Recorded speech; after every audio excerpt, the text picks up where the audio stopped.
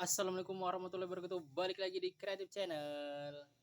Oke guys, balik lagi di Sentra Rumah Jamur Insan Serbelawan, channel inspirasi, motivasi dan semangat untuk berwirausaha guys. Balik lagi kita ngobrol-ngobrol santai nih guys, masalah budidaya jamur tiram ya. Masih ada di kandang insan yang sederhana ini guys. Semoga selalu memberikan informasi dan manfaat buat teman-teman semua ya guys. Nah, jadi di tema video pada kesempatan kali ini tuh Insan mau membahas standarisasi panen jamur tiram guys.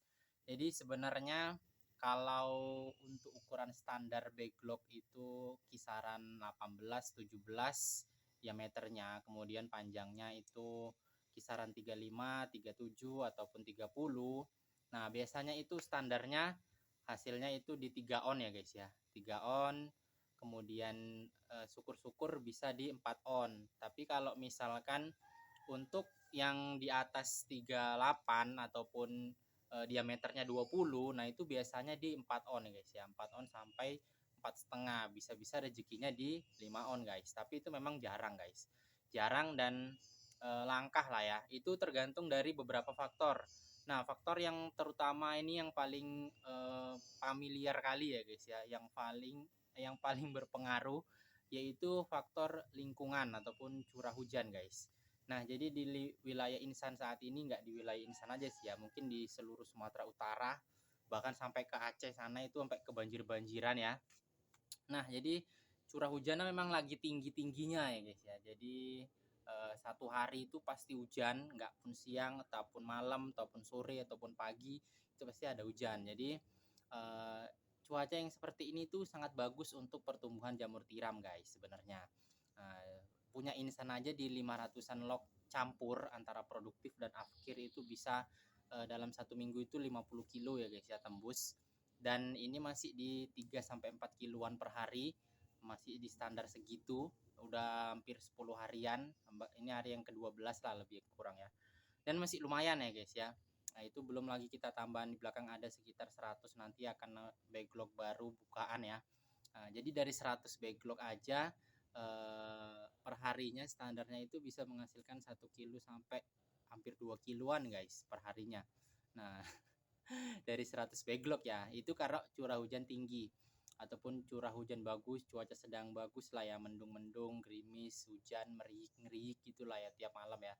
Nah, itu sangat bagus sekali guys untuk jamur tiram kalau dari versi wilayah yang jarang hujan lah ya, ataupun wilayah yang standarnya hujannya itu pasti ada setiap minggu. Tapi di sisi lain guys, ada dampak negatif juga dari faktor curah hujan yang tinggi ini. Dampak negatifnya apa bang? Yang pertama, kalau kita nggak bisa mengontrol penyiraman, kita nggak bisa mengendalikan lingkungan ataupun suhu di dalam kumbung ini, yang pertama itu hama akan berdatangan guys. Hama itu seperti apa bang? Bisa kecoa, bisa siput, bisa apa lagi? Keong ya. Keong sama siput beda apa sama sih ya guys ya. Ada yang model nggak ada cangkangnya, ada yang model ada cangkangnya dia guys. Nah itu dua hama yang lumayan menyerang lah ya kalau misalkan curah hujan tinggi. Nah, jadi kalau misalkan curah hujan tinggi itu bang, apa antisipasinya? Kalau hama-hama seperti itu, apa antisipasinya? Yang pertama itu batasi penyiraman, terutama bagian lantai ya, jangan sampai basah kali, jangan sampai becek. Kemudian yang kedua, batasi penyiraman untuk backlog, hindari penyiraman yang berlebihan karena biasanya kita akan melakukan penyiraman itu tujuannya untuk memancing pinhead ya, memberikan kelembapan, memancing pinhead. Tapi kalau udah curah hujan tinggi, biasanya itu kelembapannya terserap sendiri ke dalam backlog. Jadi siramlah bagian pinheadnya saja. Jadi backlognya itu usahakan dihindarin lah ya. Apalagi jamur-jamur yang udah mulai mekar itu yang seperti ini tuh usahakan dihindari dari penyiraman basah. Usahakan kalau mau penyiraman basah itu bagian pinhead aja, yang masih baru tumbuh itu memang butuh air. Kemudian yang udah sedengan lah ya, itu pun nggak terlalu banyak. Tapi kalau misalkan yang udah besar, yang udah mekar itu harus dihindari air. Nah, karena memang musuh selain jamur tiram membutuhkan air, jamur tiram juga musuhnya itu air guys. Jadi jangan salah kalian. Kebanyakan air bisa jelek, kekurangan air bisa nggak mau tumbuh. Nah, jadi Seperti itu guys. Jadi gampang-gampang susah, tapi jangan digampangkan, jangan juga dibuat susah guys ya. Nah, kemudian apalagi guys pembahasan pada kesempatan kali ini. Jadi kalau misalkan di curah hujan tinggi gini, usahakan gimana ya? Kita harus bisa mengambil peluang ya guys ya. Terutama ini buat teman-teman yang misalkan nih konsumennya atau pengepulnya itu nggak rewel. Jadi kita tingkatkan aja kadar air di jamurnya itu guys. Apalagi ini buat teman-teman yang misalkan konsumennya sehari langsung habis ya. Nggak sampai nginep-nginep jamurnya, nggak sampai 2 hari 3 hari. Jadi kita manfaatkan untuk meningkatkan kadar air ya guys ya. Bukan artian harus menurunkan kualitas sampai jamurnya basah kali, enggak guys. Ini pun bukan mengajari curang ya guys ya, enggak. Tapi kita meningkatkan kadar air dalam artian usahakan ya jamurnya itu dalam kondisi lembab lah ya, bukan basah, bukan kuning, bukan apa, tapi lembab dia, jangan terlalu kering.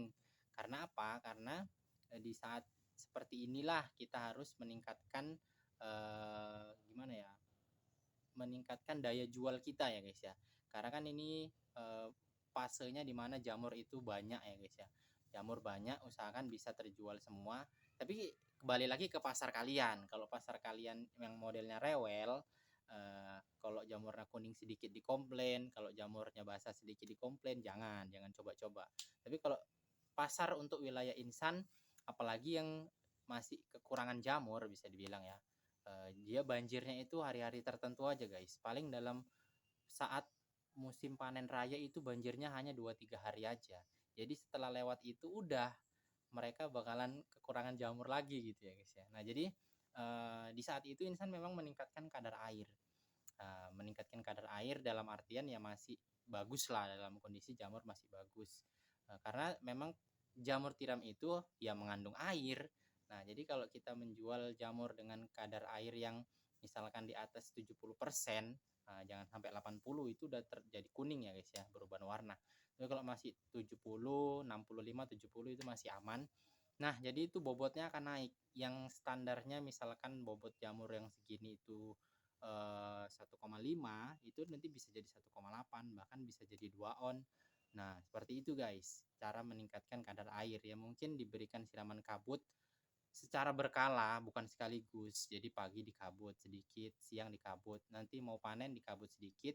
Tapi kita apakan lagi dulu guys ya, kita angin-anginkan sedikit. Nah, jadi itu sangat efektif untuk meningkatkan hasil panen dan meningkatkan harga jual juga ya guys ya. Yang aturan satu backlog ini jadi satu bungkus bisa jadi lebih, jadi 2 backlog jadi 3 bungkus, kan lumayan ya guys ya. Nah, seperti itulah, itu trik yang insan lakukan apabila konsumennya itu nggak rewel. Tapi kalau konsumen kalian rewel, pengepulnya rewel, jangan coba-coba guys. Kita cari aman aja, kita jual jamur yang aman aja, yang kadar airnya 50% ataupun 45% gitu guys. Oke guys, semoga bermanfaat. Kita jumpa di video yang berikutnya. Assalamualaikum warahmatullahi wabarakatuh.